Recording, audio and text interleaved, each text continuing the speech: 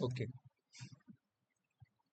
सो हम लोगों ने देखा था कि व्यू कैसे क्रिएट करते हैं, व्यू क्या होता है, and from the data security perspective, how view how crucial role view pledge.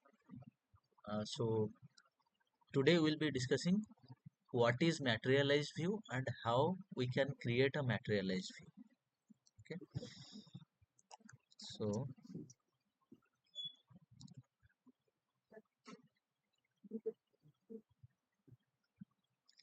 this is called as indexed view or materialized view. Okay, while creating materialized view, it is mandatory in SQL Server to write with schema binding. While writing the select query, it's mandatory to specify the schema name dot table name. So materialized view means the normal view, what it does, it doesn't stores any data within itself.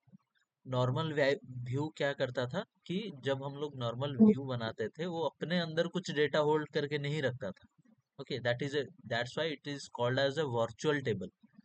मतलब ये अपने अंदर कुछ data hold करके नहीं रखता है, जिस भी सेलेक्ट क्वेरी के ऊपर डिपेंड करके ये व्यू क्रिएट होता है वही सेलेक्ट क्वेरी बार बार रन होता है behind the scenes and base table से डेटा फेच करके लाके हमें दिखाता है नॉर्मल व्यू. लेकिन जब एक व्यू को हम लोग इंडेक्स्ड व्यू या फिर मैटेरियलाइज्ड व्यू बोलते हैं, इसीलिए बोलते हैं कि वो व्यू अपने अंदर डेटा होल्ड करके रखता है. Materialized means it holds data within itself, so it doesn't needs to go to the base table to fetch data again and again. Okay, तो इसे बेस टेबल में जाके सेलेक्ट क्वेरी रन करके बार बार data fetch करने की कोई ज़रूरत नहीं है, ये अपने अंदर डेटा होल्ड करके रखता है. ठीक है, तो इसीलिए इसे इंडेक्स व्यू या फिर मैटेरियलाइज व्यू बोला जाता है. तो एक व्यू कब कैसे मैटेरियलाइज व्यू बनता है, एक व्यू के ऊपर एक पहले हम लोग एक व्यू क्रिएट करेंगे. नॉर्मल व्यू क्रिएट करना एंड मैटेरियलाइज्ड व्यू क्रिएट करना दोनों का प्रोसीजर थोड़ा सा डिफरेंट है, सिंटैक्स थोड़ा सा डिफरेंट है. Okay, then view materialized view create करने के बाद उसके ऊपर हमें क्या करना पड़ेगा, एक यूनिक क्लस्टर्ड इंडेक्स बनाना पड़ेगा, तभी जाके वो व्यू मैटेरियलाइज्ड व्यू बनेगा. ओके, इंडेक्स तो हम लोग पढ़ के आए. ठीक है, यूनिक क्लस्टर्ड इंडेक्स कैसे बनाते हैं, यूनिक नॉन क्लस्टर्ड इंडेक्स कैसे बनाते हैं. एक व्यू को मैटेरियलाइज्ड व्यू बनाने के लिए हमें यूनिक क्लस्टर इंडेक्स की जरूरत पड़ेगी. ठीक है, so now let's go ahead and create one view.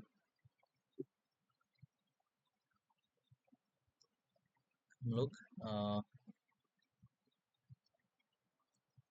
यहीं पे क्रिएट करते हैं, क्रिएट व्यू.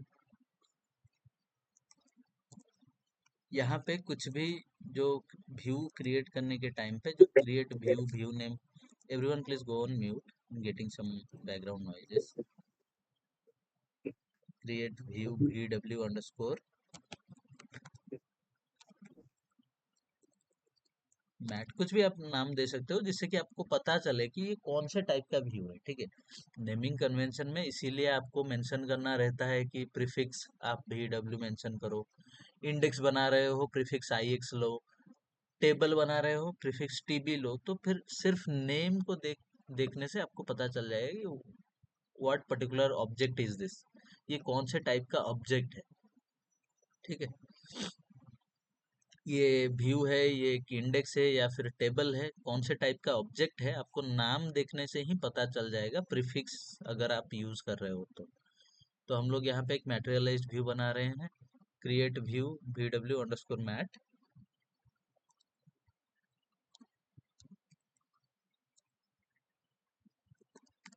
तो यहाँ पे हमें लिखना पड़ेगा with schema binding. Okay, with schema binding. ये हम लोग नॉर्मल व्यू जब हम लोग क्रिएट करते थे, हम क्या लिखते थे, create view view name as then select query लिख देते थे, काम खत्म, हमारा व्यू क्रिएट हो जाता था.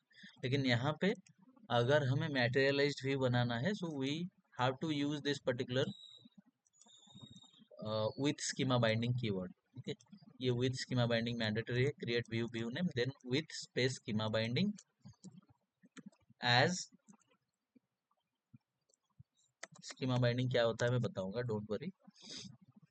सेलेक्ट, अभी यहाँ पे मैं क्या करूँगा, वही जो हमारा टेबल था एम्प्लॉइज, उसी को ही यूज करेंगे।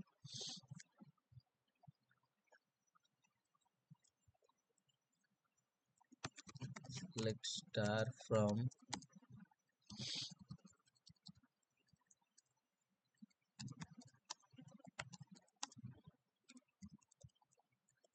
employees।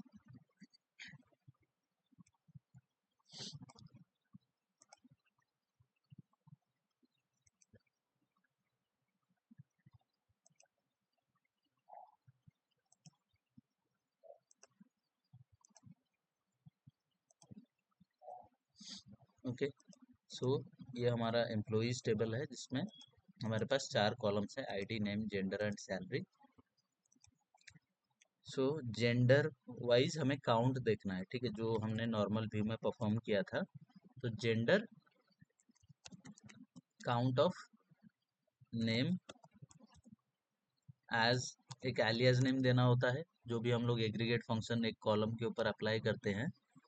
तो नॉर्मल केस में ये मैंडेटरी नहीं है कि आप हमेशा एलियास नेम दो जो एग्रीगेटेड कॉलम है उसे, लेकिन व्यू अगर आप क्रिएट कर रहे हो कोई भी एग्रीगेटेड कॉलम को लेके, then it becomes mandatory to give it some alias name, any alias name you want. Okay, so I'm giving as cnt from vw underscore, sorry, employees।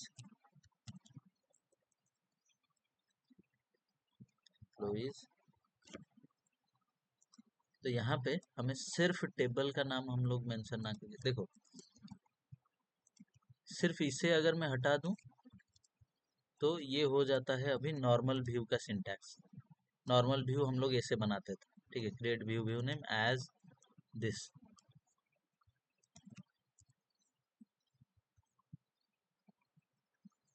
तो विथ, अगर हमें मैटेरियलाइज व्यू क्रिएट करना है तो एक syntax यहाँ पे ऐड होगा, एक लाइन, एक कीवर्ड ऐड होगा, with schema binding create view view name के बाद देन एज, देन यहाँ पे सेलेक्ट हमने लिखा, जो भी सेलेक्ट क्वेरी, वो जॉइंस का सेलेक्ट क्वेरी हो, कोई भी सेलेक्ट क्वेरी हो, हमने यहाँ पे मेंशन किया।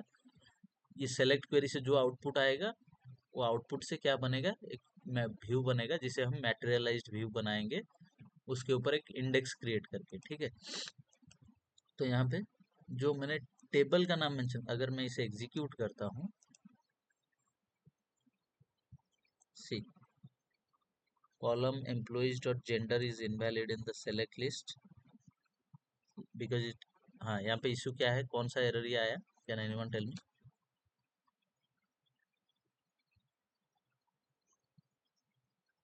I can clear the view.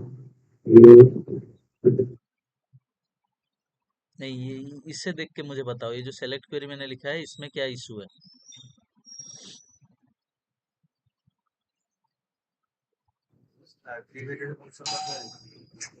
Give me 1 minute.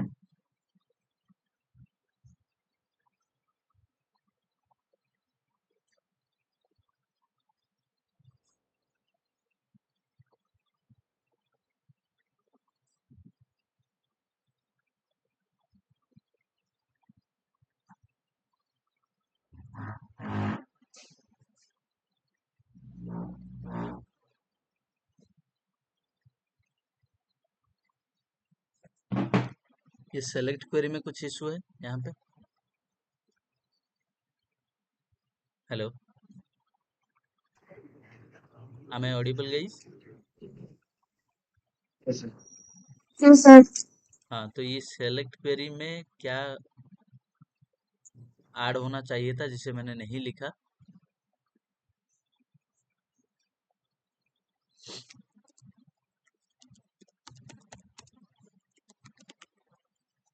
Yes, aggregated column के साथ non yes. Aggregated Aggregate column. functions was me.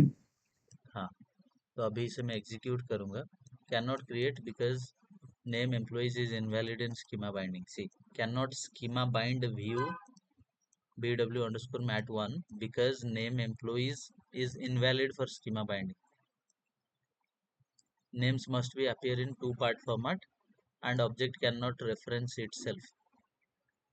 Okay तो अगर हम लोग स्कीमा बाइंडिंग ऑप्शन यूज कर रहे हैं तो स्कीमा बाइंडिंग के लिए हमें यहाँ पे schema name dbo schema dot table name use करना होगा। ठीक है, स्कीमा क्या है? स्कीमा का एक डिफरेंट ऑल टुगेदर एक सेशन में लूंगा, नॉर्मलाइजेशन एंड स्कीमा। अभी के लिए बस आप लोगों को एक आइडिया दे देता हूँ कि schema is like a blueprint, कि एक डेटाबेस के अंदर जो टेबल्स है वो अपने अंदर कैसे लिंक्ड है, उनके अंदर रिलेशनशिप कैसे एस्टैब्लिश किया गया है, उसे बोला जाता है, उसी के लॉजिकल रिप्रेजेंटेशन को बोला जाता है स्कीमा। सपोज आपके पास 5 टेबल है, ठीक है, एक डेटाबेस के अंदर मल्टीपल टेबल्स होंगे। एक मिनट,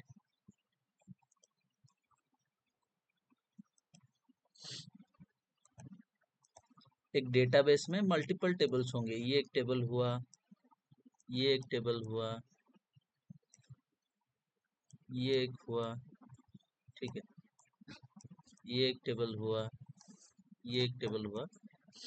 तो इनके अंदर कैसे प्राइमरी की फॉरेन की का रिलेशनशिप एस्टैब्लिश किया गया है, आई मीन कैसे लिंक क्रिएट किया गया है इन सारे टेबल्स के बीच में। सपोज एक आप अगर एक कंपनी में काम करोगे तो डिफरेंट डिफरेंट प्रोजेक्ट्स में डिफरेंट डिफरेंट टेबल्स होंगे। ठीक है, मैं एक प्रोजेक्ट में काम कर रहा हूँ, अंकिता एक प्रोजेक्ट में काम कर रही है, ठीक है, सपोज गंगाधर एक प्रोजेक्ट में काम कर रहे हैं। तो सबका क्या होगा कि डिफरेंट डिफरेंट, सबका डेटा डिफरेंट डिफरेंट होगा एंड सबके कैटेगरी वाइज उनका स्कीमा डिफरेंट होगा, सबको डिफरेंट डिफरेंट एक डेटाबेस के अंदर मल्टीपल स्कीमा बनाया गया होगा। ठीक है, तो मेरे प्रोजेक्ट के लिए जो स्कीमा है उसका एक्सेस मेरे पास होगा। ठीक है, तो उस स्कीमा के अंदर क्या होगा कि मल्टीपल टेबल्स होंगे, बहुत सारे, एक डेटाबेस में मल्टीपल स्कीमाज होंगे। ठीक है, बहुत सारे स्कीमाज होंगे। 1 मिनट के लिए।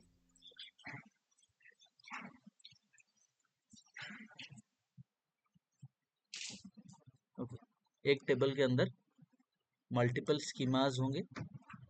उस स्कीमाज के अंदर क्या किया गया होगा कि सपोज मैं जो प्रोजेक्ट में काम कर रहा हूँ, मैं जो प्रोजेक्ट में काम कर रहा हूँ उसका जितने भी टेबल्स है वो इस स्कीमा के अंदर है। ठीक है, तो ये स्कीमा का एक्सेस मुझे मिलेगा। मैंने बोला था लास्ट सेशन में कि एक्सेस डिपेंड करता है डीबीए के ऊपर, डेटाबेस एडमिनिस्ट्रेटर के ऊपर।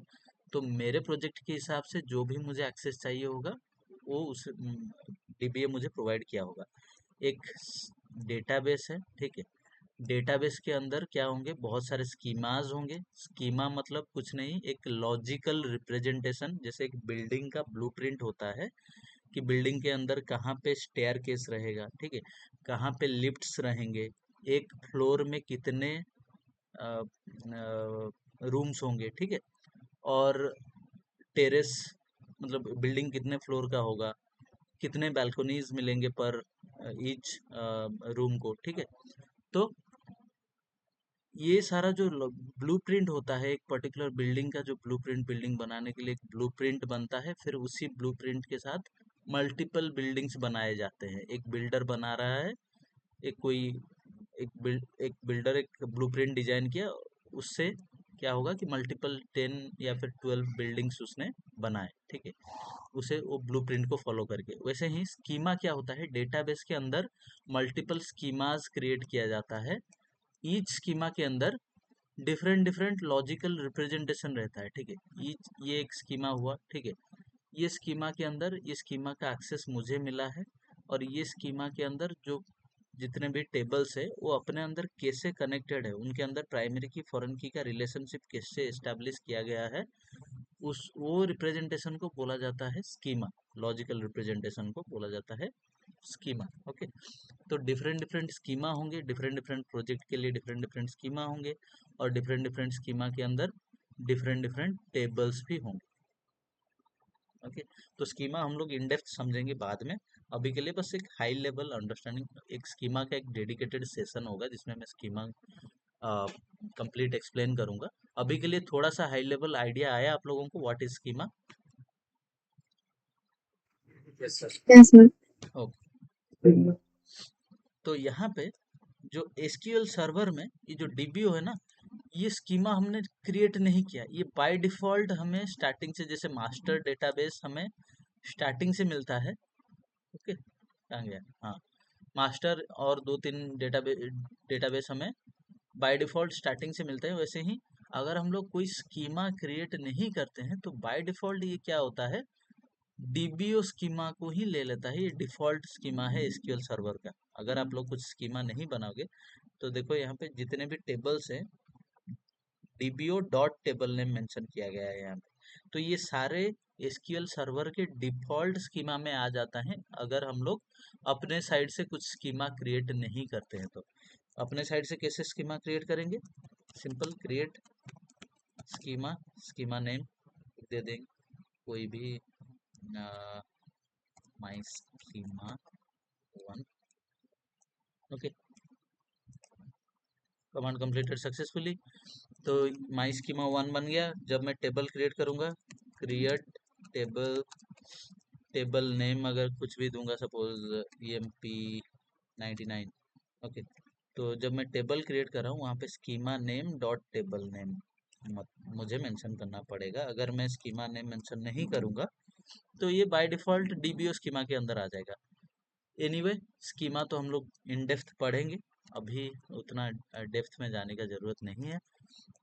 तो बाय डिफ़ॉल्ट जो है एसक्यूएल सर्वर का स्कीमा रहता है डीबीओ स्कीमा। अगर हम लोग अपने साइड से कोई भी स्कीमा नहीं बनाते हैं तो ये डीबीओ स्कीमा के अंडर सारे टेबल बन जाएंगे। ठीक है, तो अभी अगर मैं इसे एग्जीक्यूट करता हूँ, कमांड कंप्लीटेड सक्सेसफुली, हमारा एक व्यू बन गया। कौन से नाम से? vw_mat1 select star from. तो यहाँ पे एक इशू है, वो इशू आएगा जब देखेंगे हम लोग। vw_mat1 gender count. Okay, view बन गया, लेकिन अभी तक ये इसे हमने मैटेरियलाइज्ड नहीं बनाया। मतलब ये अपने अंदर ये सिंटैक्स में हमने थोड़े से चेंजेस किए। ठीक है, विथ स्कीमा बाइंडिंग हमने लिखा, from DBO dot table name हमने लिखा, schema name dot table name, बस इतना ही डिफरेंस है। देखो, नॉर्मल व्यू की सिंटैक्स में एंड मैटेरियलाइज व्यू की सिंटैक्स में बस इतना ही डिफरेंस है कि विद स्कीमा बाइंडिंग। तो स्कीमा बाइंडिंग मतलब क्या है कि ये स्कीमा जो है ना, डीबीओ स्कीमा जिसमें ये टेबल है, ठीक है, ये जो डीबीओ स्कीमा है जिसके अंदर ये टेबल आता है, एम्प्लॉइज टेबल, वही सेम स्कीमा के साथ बाइंड कर देगा ये व्यू को भी। मतलब ये व्यू को भी सेम स्कीमा के अंदर क्रिएट कर देगा। वही है इसका मतलब विथ स्कीमा बाइंडिंग। टेबल का जो स्कीमा है उसके साथ ये व्यू को बाइंड कर देगा। मतलब व्यू भी वही सेम स्कीमा के अंदर बनेगा जिस स्कीमा के अंदर टेबल है।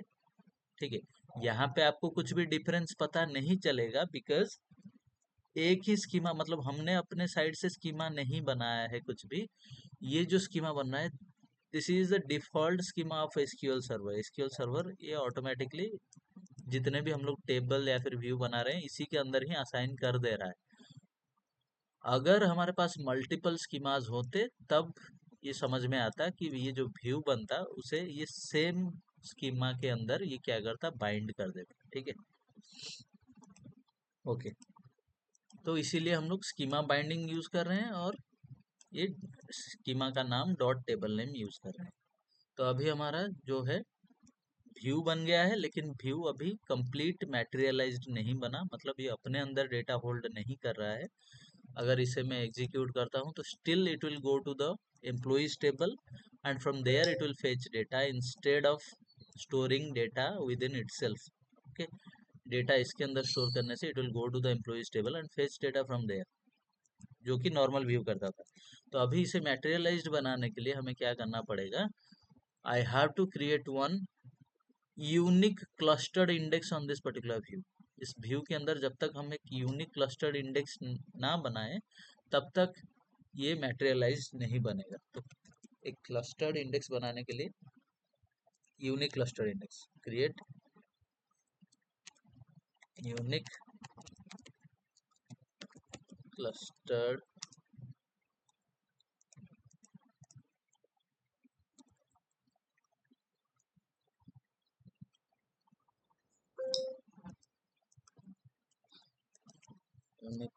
index, then index name ix uq, then कौन से व्यू के ऊपर हम लोग बना रहे हैं, that I will take here. Okay, so view का नाम हमने सॉरी इंडेक्स का नाम हमने दे दिया। किसके ऊपर क्रिएट करेंगे, ऑन व्यू नेम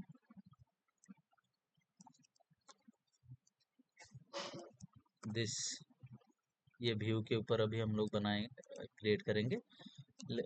व्यू का नाम हमने लिख दिया on this particular view.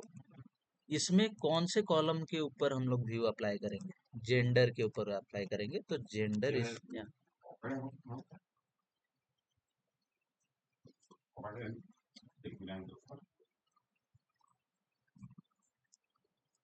Gender mention करेंगे हम लोग।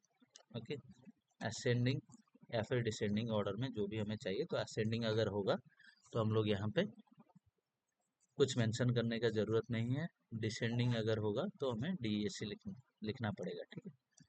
तो इफ आई एग्जीक्यूट दिस, देखो यहाँ पे आया इशू अभी, can not create index on because it uses aggregate count, use count big instead.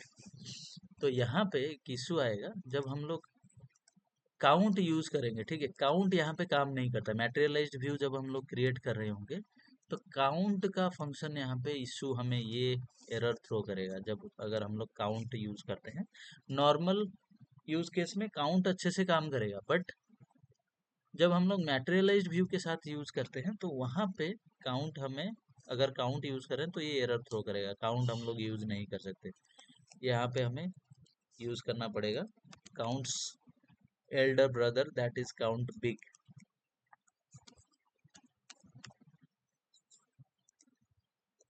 Okay, count big हमें यूज करना पड़ेगा, यही इसने यहाँ पे मेंशन किया, use count big instead count underscore big, दोनों सेम ही है, ठीक है।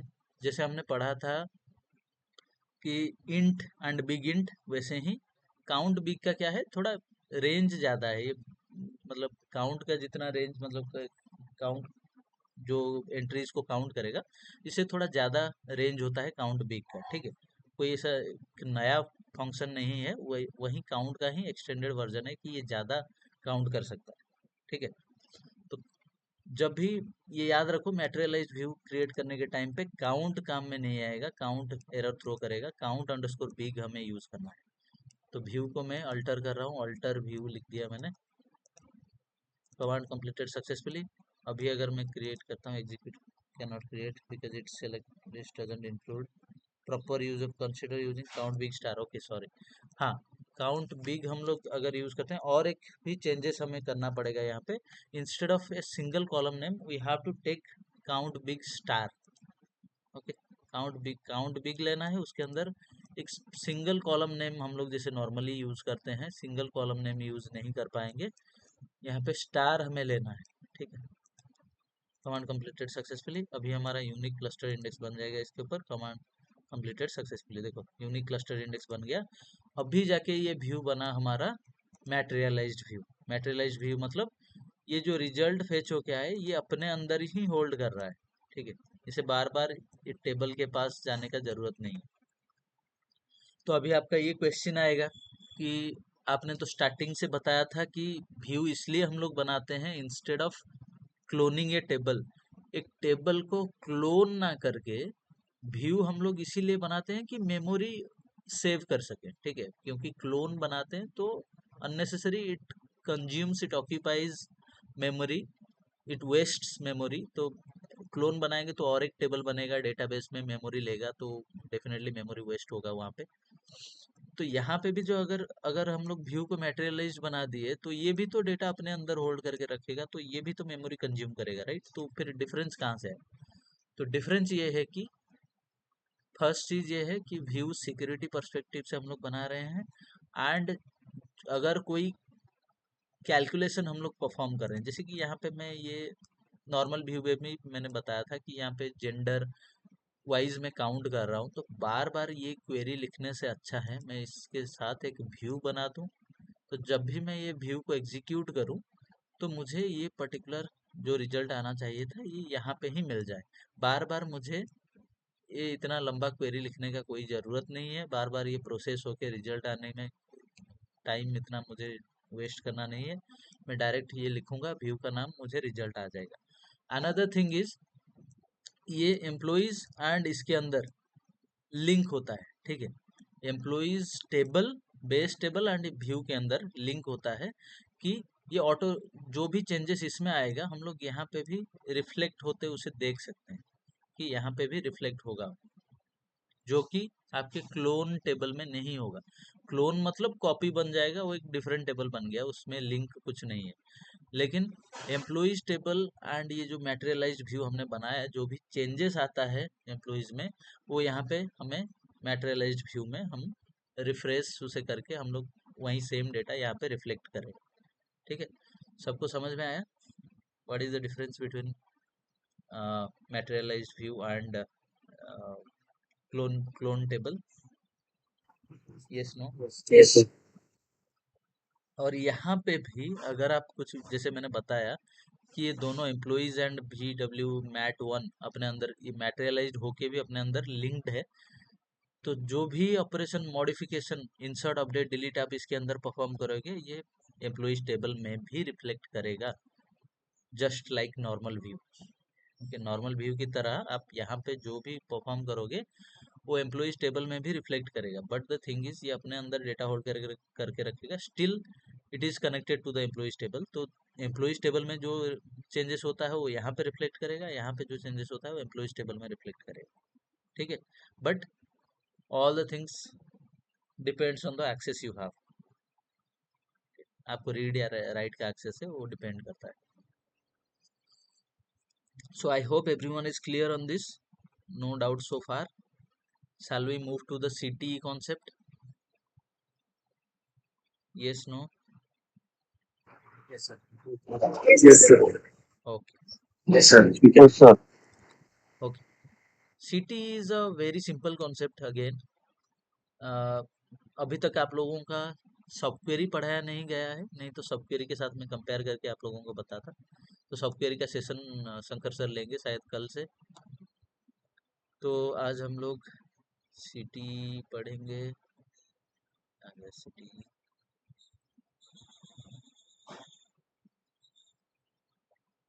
Okay.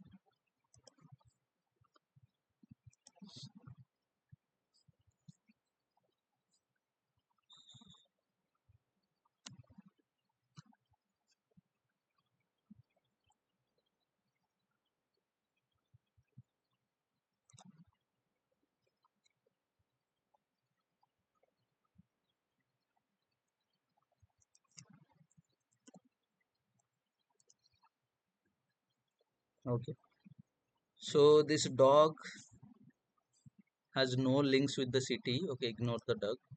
So now let's discuss the CTE. What is a common table expression? A common table expression, CTE's full form is common table expression, CTE. Okay, also called as CTE in short form, is a temporary named result set. View हमने देखा virtual table होता है, ठीक है। ये CTE क्या होता है? एक टेम्पररी नेम्ड रिजल्ट सेट होता है। टेम्पररी नेम्ड रिजल्ट सेट मतलब मैंने पढ़ाया था आप लोगों को मैजिक टेबल, जो जब हमने commit, roll back, save point, TCL हमने कवर किया था, तब हमने मैजिक टेबल के बारे में सुना था, जिसे मैं बोल रहा था कि टेम्पररी टेबल होता है वो। तो वो टेम्पररी टेबल मतलब उसके काम खत्म होने के बाद वो ऑटोमेटिकली ड्रॉप कर दिया जाता है SQL के थ्रू। तो CTE एक ऐसे वैसा ही एक चीज है कि इसे बोला जाता है टेम्पररी नेम्ड रिजल्ट सेट। वो और CTE कंप्लीटली डिफरेंट है, ठीक है। मैजिक टेबल के साथ ये मैजिक टेबल एक डिफरेंट कॉन्सेप्ट है, वो क्यों बनता है वो आप लोगों को पता है। CTE का बस मैं इसलिए बोल रहा हूँ कि टेम्पररी जो लगा है ना, टेम्पररी वो भी ड्रॉप हो जाता है, मतलब वो मैजिक टेबल्स भी टेम्पररी टाइम के लिए बनते हैं, ये भी टेम्पररी टाइम के लिए ही बनता है, ठीक है। तो इसे टेम्पररी नेम्ड रिजल्ट सेट बोला जाता है। ऐसे मत सोचना कि मैजिक टेबल ये लिंक्ड है या फिर कुछ, बस ये टेम्पररी लगा है इसीलिए मैं एक्सप्लेन कर रहा हूँ कि टेम्पररी मतलब क्या होता है, कि ये टाइम बिंग जब ये एग्जीक्यूट होते हैं तभी उसी टाइम के लिए ही ये दिखाते हैं हमें आउटपुट, उसके बाद ये और मतलब परमानेंटली डेटाबेस में नहीं रहते हैं स्टोर होके, ठीक है। Set that we can reference within select, insert, update और डिलीट स्टेटमेंट। तो फिर से मैं रिपीट करता हूँ, एक कॉमन टेबल एक्सप्रेशन जो कि सीटी है in short form is a temporary named result set, एक टेम्पररी नेम्ड रिजल्ट सेट है that we can reference within a select statement, insert statement, update और डिलीट स्टेटमेंट। डोंट वरी, बहुत ही simple सा concept है, आप लोगों को इजीली समझ में आ जाएगा। द सिटी एंड सिटी के बाद आप लोग बहुत सारे क्वेश्चन सॉल्व कर पाओगे जाके, जो सब क्वेरी के थ्रू जो आप लोग सॉल्व करते थे, जिसमें डिफिकल्टीज आप लोगों को आता था कि सब क्वेरीज कैसे काम करता है, ओके।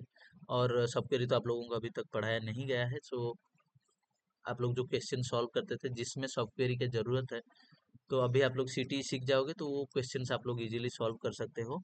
एंड रियल टाइम में भी सिटी का प्रेफरेंस ज़्यादा है एज कम्पेयर टू सब क्वेरी, क्योंकि सब क्वेरी थोड़ा एफिशिएंट नहीं होता, तो आजकल सब लोग प्रिफर कर रहे हैं सिटी यूज़ करने के लिए, क्योंकि सिटी थोड़ा कम टाइम कंज्यूम करता है, कम टाइम में एज कम्पेयर टू सब क्वेरी थोड़ा लेंदी होता है, और थोड़ा सा ज़्यादा टाइम कंज्यूम करता है, तो एफिशिएंट वे है इंस्टेड ऑफ सब क्वेरी टू यूज़ सिटी। तो आप लोग सिटी का यूज़ सीख जाओगे तो मल्टीपल क्वेश्चंस आप लोग अभी सॉल्व कर पाओगे। Syntax and examples for common table expression, यहाँ पे मैं सिंटैक्स दिखाना नहीं चाहता, ये कंफ्यूजिंग लगेगा आप लोगों को। Directly let's move to SQL server, there will be discussing about city.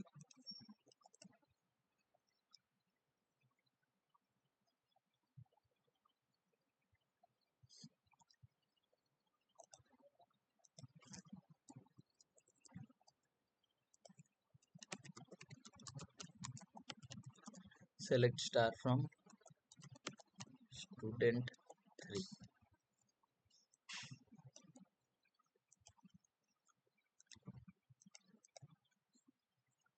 Okay, so यहाँ पे अगर मैं एक सिटी बनाता हूँ with CTE as select roll number, name, class, comma,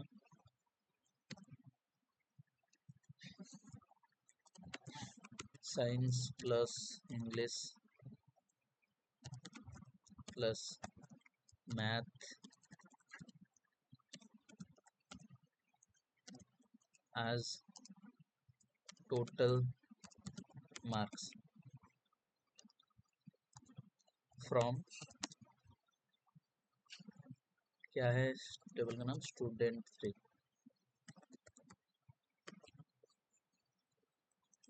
okay, with, आप इसे चाहो तो एक पैरेंथेसिस के अंदर डाल सकते हो, अगर नहीं डालते हो भी दैट इज फाइन।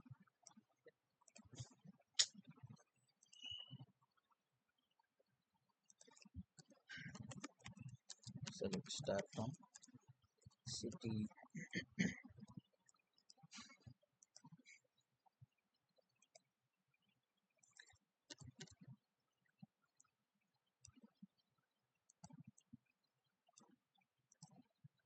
तो यहाँ पे मुझे रोल नंबर मिल गया, नेम मिल गया, क्लास मिल गया एंड टोटल मार्क्स मिल गए, सम। ओके, ये सम फंक्शन हम लोग यूज करते हैं तो वो डिफरेंटली सम निकाल के देता है, मतलब इंटायर कॉलम का वो एक कॉलम लेवल फंक्शन है, तो इंटायर कॉलम का सम निकाल के देता है। तो यहाँ पे हम लोग इसे प्लस यूज करके हमने यहाँ पे रो वाइज ईच स्टूडेंट का science plus English plus math हमने सम किया, ठीक है। तो यहाँ पे जब सिटी हम लोग क्रिएट करते हैं with keyword is mandatory, with अभी तक हमने यूज नहीं किया होगा, ठीक है। विथ हमने लिखा, स्पेस दिया, देन सिटी का नाम कुछ भी हो सकता है, ठीक है। सिटी का मतलब ये नहीं कि आप हमेशा सिटी कॉमन टेबल एक्सप्रेशन का जो शॉर्ट फॉर्म है सिटी आप सिर्फ वही यूज करो, ये कहीं पे नहीं लिखा गया है. You can take any name. Okay, so you can take your name as well. Suppose I'm taking Suraj with Suraj as or with S. Okay, any name you can take. ये with के बाद जो part है यहाँ पे हम लोग city का नाम देते हैं. ओके, तो विथ एस मैंने लिया, यहाँ पे सिटी का नाम एज. तो ये जो सेलेक्ट क्वेरी है ये प्रोसेस होके जो भी आउटपुट हमें देगा वो एस के नाम से इसे एक एलियास नेम मिल जाएगा. ठीक है, ये जो ये सेलेक्ट क्वेरी को अगर मैं एग्जीक्यूट करता हूँ तो ये जो आउटपुट आ रहा है मुझे, ये आउटपुट को एक एलियास नेम मिल जाएगा एस करके. ठीक है, जैसे हम लोग जॉइंस में हम लोग क्या करते थे, एक टेबल को एक एलियास नेम देते थे, वैसे ही यहाँ पे सोचो ये जो सेलेक्ट क्वेरी हमने लिखा है, ये सेलेक्ट क्वेरी जो प्रोसेस होके जो आउटपुट हमें देगा उसे एक एलियास नेम मिल जाएगा एस करके. ठीक है, ये रिजल्ट या आउटपुट को एक एलियास नेम मिल गया एस.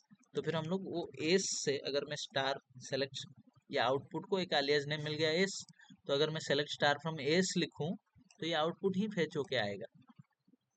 जो आउटपुट आया इसे एक एलियास नेम मिला एस. तो select star from S means क्या, यही आउटपुट को मैं फेच करना चाहता हूँ, राइट. तो यही आउटपुट मुझे फेच होके आ रहा है. तो सिटी क्रिएट करने के लिए हमें सिंटैक्स यूज करना पड़ेगा. With is mandatory, then city का नाम जो कि हम कुछ भी दे सकते हैं, देन एज कीवर्ड.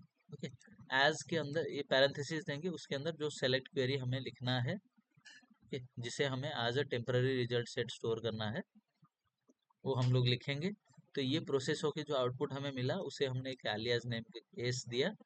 अभी उसके नीचे अगर मैं सेलेक्ट स्टार फ्रॉम एस लिखता हूँ तो ये मुझे रिजल्ट फेच होके आएगा.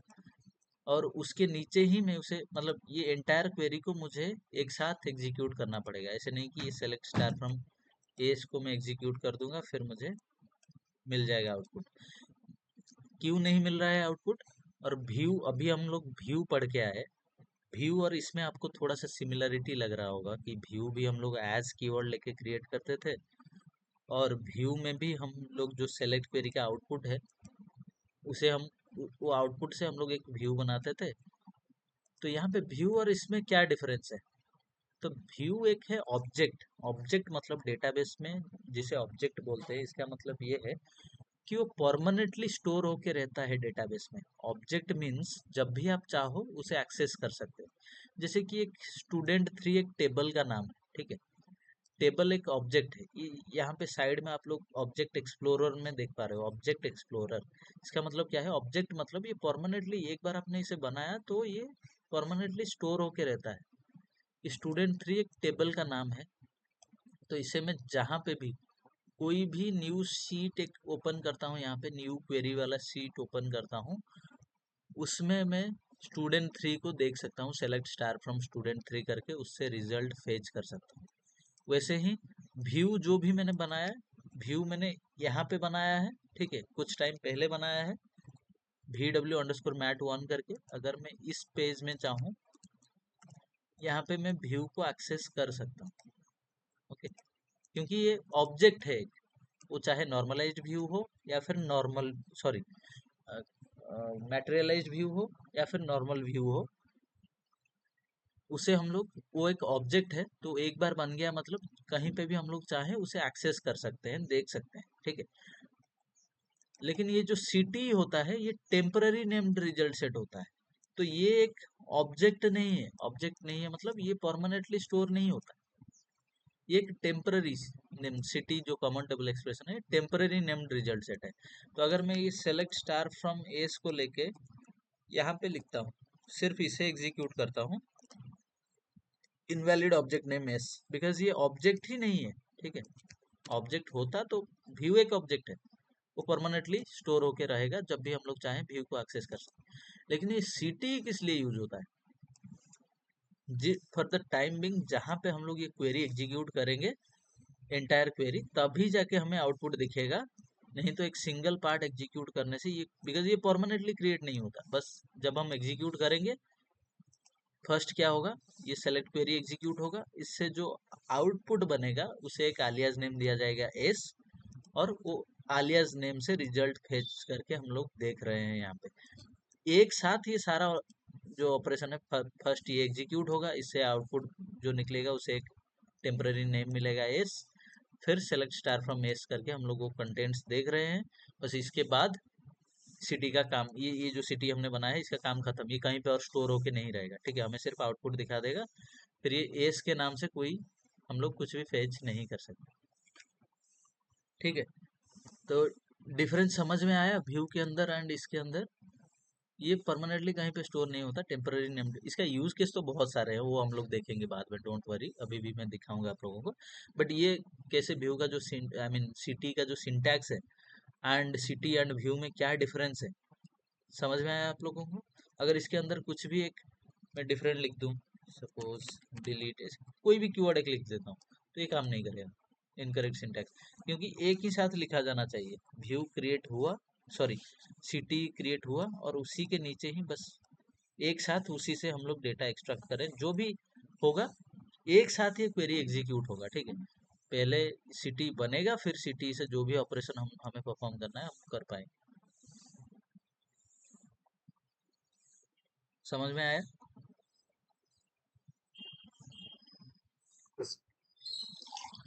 Hello, syntax Yes, clear sir. है या फिर कुछ Yes, भी डाउट है? yes, sir. जो भी डाउट है feel free to ask me, कुछ भी डाउट हो आप लोगों का।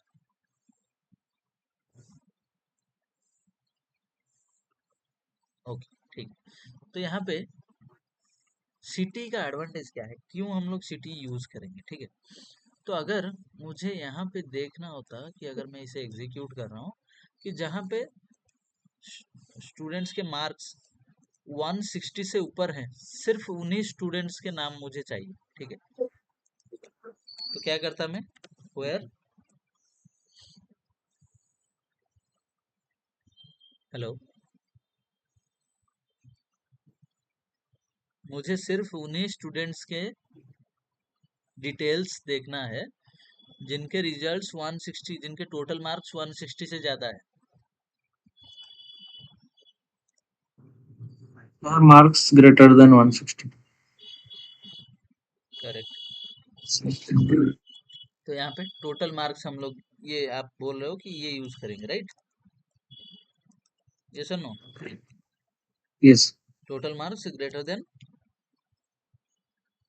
160। 160. कौन कौन बोलेगा कि ये सही है कि नहीं? स्मृति,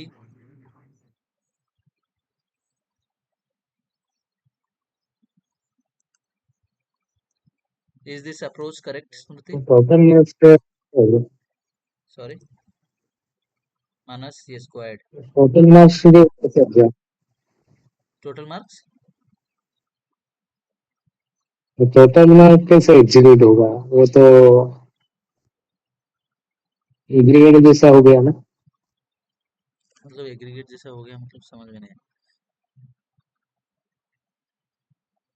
आप बोल रहे हो कि टोटल मार्क्स तो SQL query execution yes order, yes right, कि टोटल मार्क यहाँ पे जो पहले ये सम होगा, होने के बाद कंप्लीट सम होने के बाद जाके ये टोटल मार्क्स वाला आलियाज नेम बनेगा।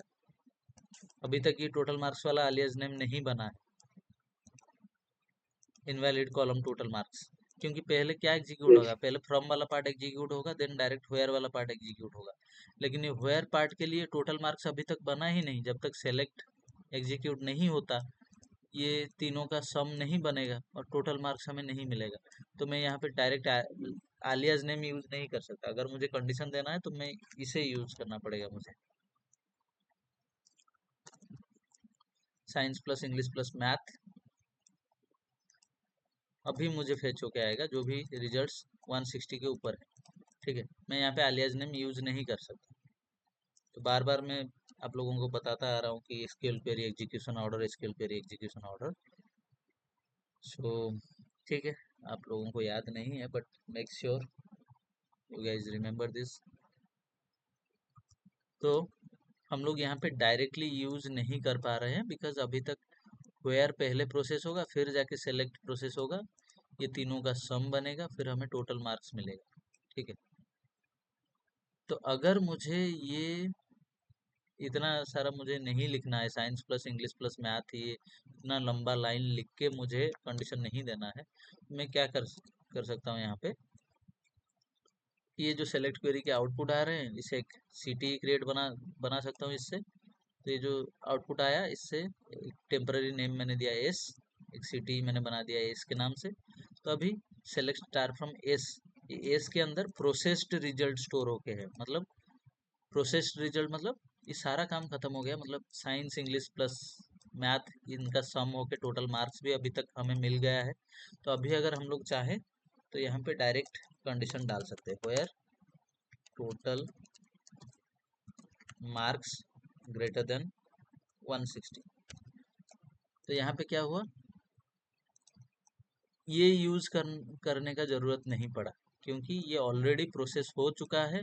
टोटल मार्क्स करके एक कॉलम हमें मिल चुका है, जो कि एस के अंदर है, role number name class and total marks. ये 4 कॉलम्स को हमने एक एलियास नेम, ये जो रिजल्ट सेट आया इसे एक एलियास नेम मिला है एस करके। तो एस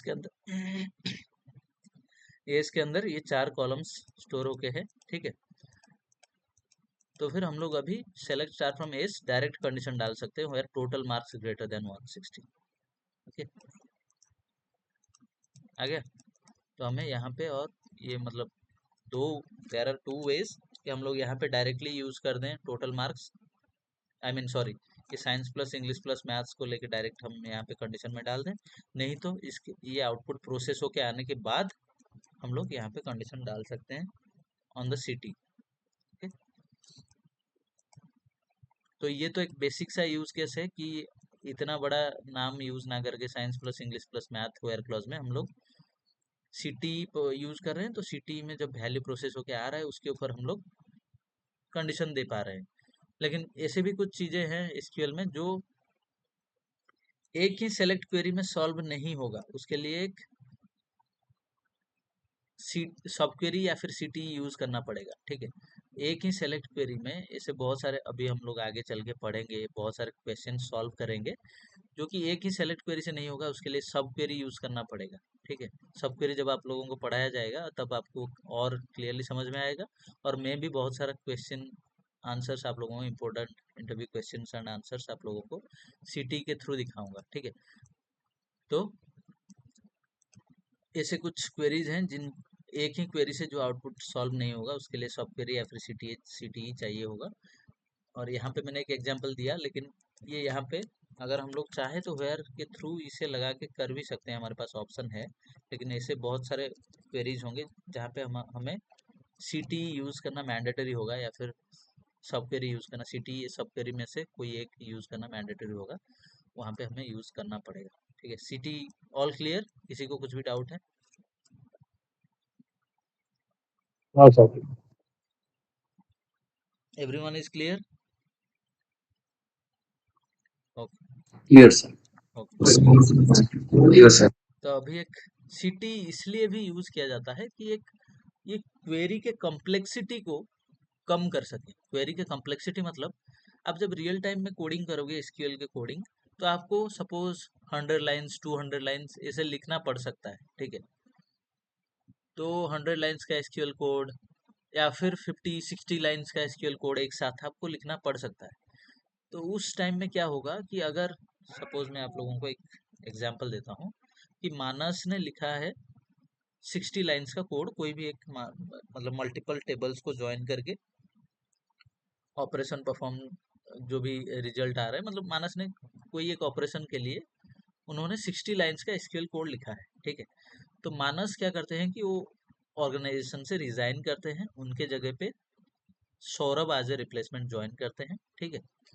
तो सौरभ जब पहले वो क्वेरी को देखेंगे, वो 60 लाइन्स का क्वेरी, उसमें अगर सीटी यूज नहीं किया गया होगा तो वो थोड़ा डिफिकल्ट होगा समझने के लिए, उन्हें थोड़ा टाइम लगेगा वो क्वेरी समझने के लिए, क्योंकि उन्होंने उसके ऊपर स्क्रैच से काम नहीं किया।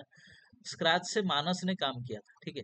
मानस ने वो क्वेरी को कम्प्लीटली डेवलप किया था, स्क्रैच से उसके ऊपर काम किया था।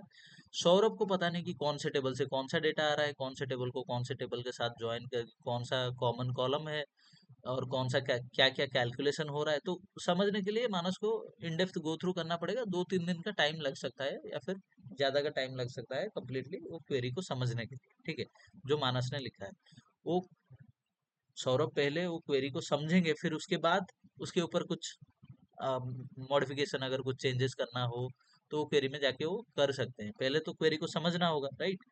तो अगर वो क्वेरी विदाउट सीटी लिखा गया है तो उन्हें बहुत थोड़ा टाइम टेकिंग होगा और थोड़ा डिफिकल्ट होगा समझने में।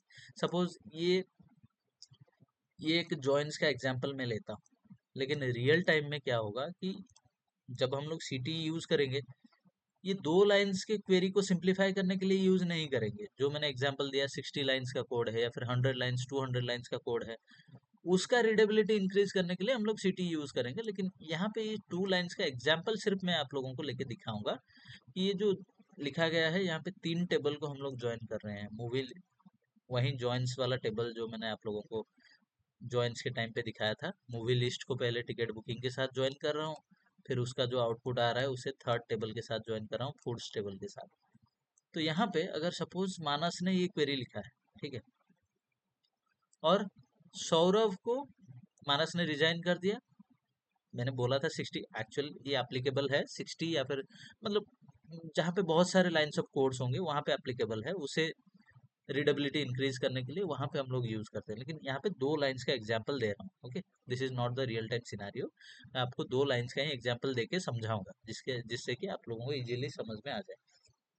तो मानस ने ये 2 लाइन्स का क्वेरी लिखा है यहाँ पे, और ये 2 लाइन के क्वेरी में अभी सौरभ को समझना है कि ये क्वेरी क्या है, ठीक है। एक ये क्वेरी में कौन से टेबल से क्या क्या कॉलम्स फेच हो रहे हैं, ठीक है।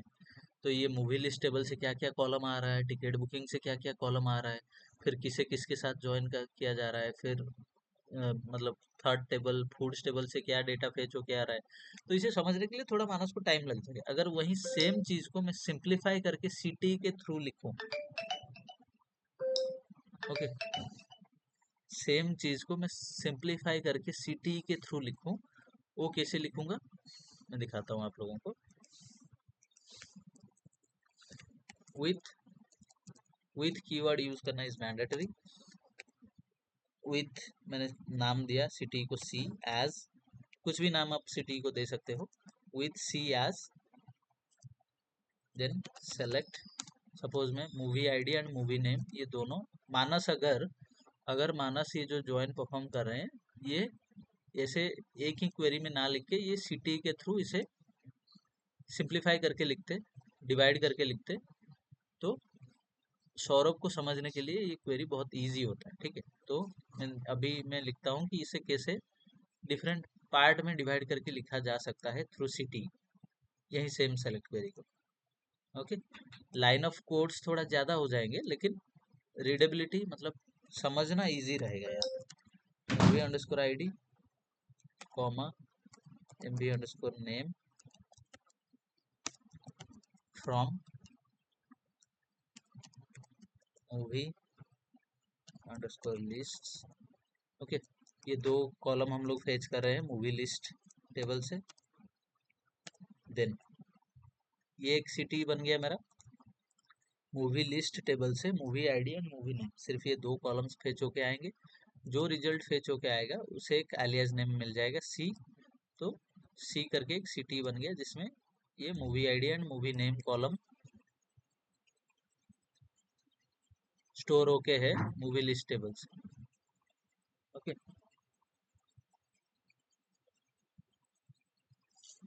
1 minute guys.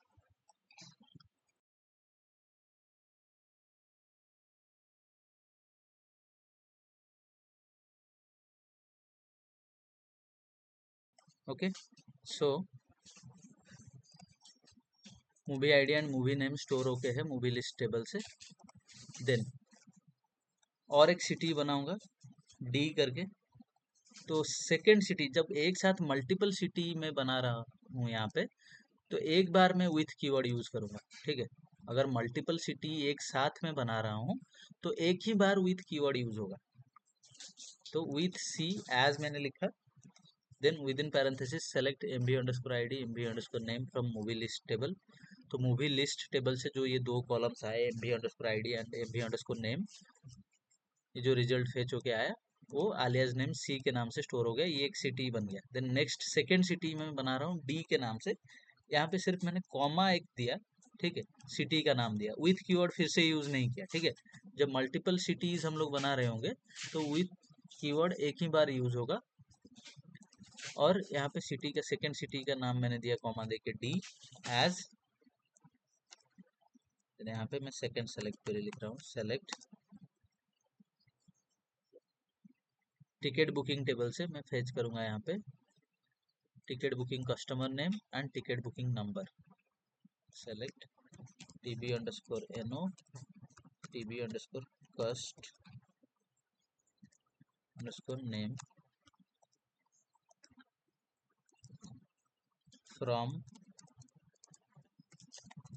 ticket booking table। Okay, तो ये एक मेरा बना सेकेंड सिटी जिसका नाम था डी। देन थर्ड सिटी में जब बनाऊंगा इसका नाम मैंने यहाँ पे दिया ई। ओके, देखो जब एक से ज़्यादा सिटी एक साथ हम लोग बना रहे हैं, विथ कीवर्ड तो यूज़ नहीं होगा, मैंने बोला कि सिर्फ स्टार्टिंग वाले सिटी के लिए विथ यूज़ होगा। सेकेंड जो सिटी हमने यहाँ पे विथ यूज़ नहीं किया, लेकिन एज यूज़ होगा, ठीक है, as will be there, with सिर्फ एक ही बार यूज़ होगा स्टार्टिंग में। ओके, तो सेकेंड सिटी के नाम से पहले मैंने विथ यूज़ नहीं किया लेकिन एज यूज़ किया। वैसे ही थर्ड सिटी जो है ई, उससे पहले भी मैंने विथ सिर्फ कॉमा दिया और थर्ड सिटी का नाम लिखा है यहाँ पे ई विदाउट विथ, इसके नीचे एज मैं मेंशन करूंगा। देन सेलेक्ट फूड्स टेबल से क्या क्या कॉलम फेच चाहिए हमें वो मेंशन करें। Ticket booking number food table में भी है एंड फूड नेम, ये दोनों हम लोग mention, TB_NO ticket booking number and food_name from foods tables, ठीक है। ये एक सिटी बना ई के नाम से, ओके, फूड्स टेबल से ये दो फेच होके आएंगे। फिर हम लोग क्या करेंगे, select star from C join D on C dot MVID equals to D dot MV_ID। Okay, movie ID भी यहाँ पे इंक्लूड करना है टिकट बुकिंग टेबल में, MV_ID नहीं, यहाँ पे TB_MOVID था, राइट। टिकट बुकिंग टेबल में जो मूवी ID था उस कॉलम का नाम था TB_MOV_ID।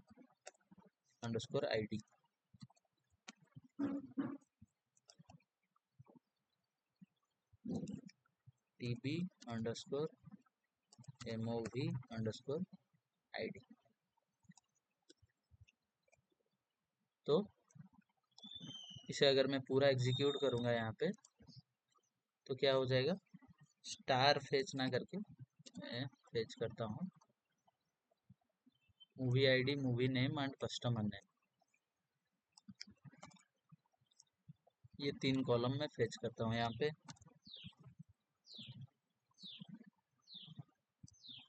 एग्जीक्यूट, तो पहले हमने क्या किया, सिटी के थ्रू यहाँ पे तीन चार, यहाँ पे हमने एक दो तीन सिटी हमने बनाया। फर्स्ट एंड सेकंड सिटी को हमने ज्वाइन किया, जो कि फर्स्ट सिटी में क्या है, सिटी जो कि है सिटी सी, इसमें मूवी लिस्ट से जो दो कॉलम आ रहे हैं movie ID and movie name वो स्टोर होके है। सेकेंड सिटी जो है डी, उसमें क्या है, टिकट बुकिंग से जो तीन कॉलम आ रहे हैं मूवी TB_MOVID, TB_NO, TB_CUST_name, ये तीन कॉलम जो फेच होके आ रहे हैं ये डी सिटी के नाम से स्टोर होके सेव होके है। देन ई में हम लोग फूड्स टेबल से दो कॉलम्स फेच कर रहे हैं TB_NO एंड फूड नेम, ठीक है। फेच करने के बाद हम लोगों ने क्या किया, सी को डी के साथ ज्वाइन किया, जो कि मूवी लिस्ट को टिकट बुकिंग के साथ यहाँ पे ज्वाइन किया, बिकॉज सी में मूवी लिस्ट का आउटपुट स्टोर होके है एंड डी में टिकट बुकिंग का आउटपुट स्टोर होके है, तो सी को डी के साथ हमने ज्वाइन किया ऑन, जैसे हम लोग नॉर्मल ज्वाइन परफॉर्म कर रहे थे वैसे ही हम लोग यहाँ पे ज्वाइन किया, बस CT नेम्स हमने लिया instead of the original table names, because हमने यहाँ पे सिटी बनाया है, ठीक है। तो यहाँ पे दो टेबल्स ज्वाइन हो गए, अभी हमें थर्ड टेबल को इसके आउटपुट के साथ थर्ड टेबल को ज्वाइन करना है। तो मैं यहाँ पे और एक सिटी क्रिएट कर लूँगा एफ के नाम से, और इसके अंदर मैं ये स्टोर कर लूँगा, जो ये दो टेबल को ज्वाइन करने के बाद, दो सिटी को ज्वाइन करने के बाद जो आउटपुट आया उसे मैं और एक alias नेम एफ के अंदर स्टोर कर लूँगा। तो अभी मैं क्या करूँगा, सेलेक्ट, अभी इसके साथ जो थर्ड टेबल है उसे मैं ज्वाइन करूँगा फूड्स टेबल को, फूड अंडरस्कोर एनएम। सिर्फ एक एडिशनल कॉलम मुझे चाहिए था फूड अंडरस्कोर एनएम, वो मैंने मेंशन कर दिया। From F inner join, F जो है इसमें ये दो टेबल का ज्वाइन का आउटपुट है, सी एंड डी का ज्वाइन का output F Alia F city के नेम से हमने स्टोर किया है, ठीक है। तो एफ के साथ ये जो आउटपुट आया, ये दो टेबल को ज्वाइन करने के बाद, तो उसे एफ के नाम से हमने स्टोर किया है। तो एफ के साथ हम लोग अभी ज्वाइन करेंगे ई को, ई जो कि है फूड्स टेबल का आउटपुट जिसमें स्टोर है TB underscore eno and food में। F join E on F dot TB underscore eno equals to E dot TB underscore I know.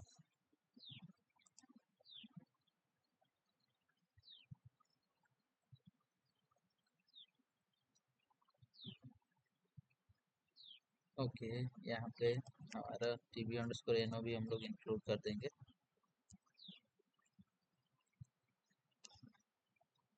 T dot TB underscore I know.